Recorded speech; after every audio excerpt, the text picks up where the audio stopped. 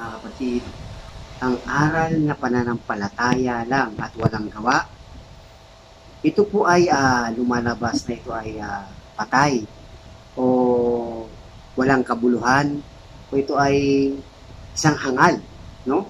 Kaya itong inaaniban mo kung ito ay pananampalataya lang ay maliligtas ka na. Ito po ay isang malaking kamalian. Ito po ay isang pagliligaw. Kaya kung nandiyan ka, no, sa inaaniban mo at sinasabi lang nila ay sa pamamagitan lang ng pananampalataya ay ligtas ka na, yan po ay isang malaking kamalian. Yan po ay aral ng dyablo, no? Tandaan po natin, kung ang pananampalataya mo ay walang gawa, yan ay lumalabas na ikaw ay isang hangal. Ito po, Santiago, patutunayan ko po sa inyo, letra po letra, Santiago 2:17.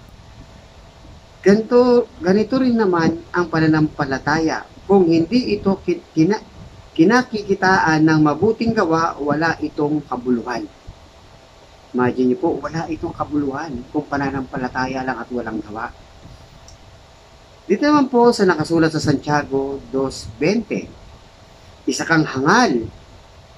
Nais mo pa bang patunayan ko sa iyo na walang kabuluhan ang pananampalatayang walang kasamang gawa?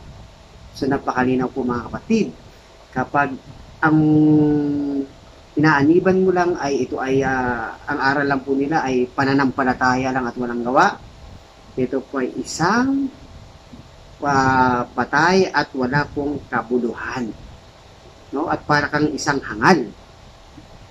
Kaya po mga kapatid, magsaliksik po tayo at ito naman po ang time para sa sarili natin, para tayo po ay magsaliksik kung ano po talaga ang katotohanan, kung ano po talaga ang magandang salita ng Diyos, kung ano po talaga ang utos ng Diyos.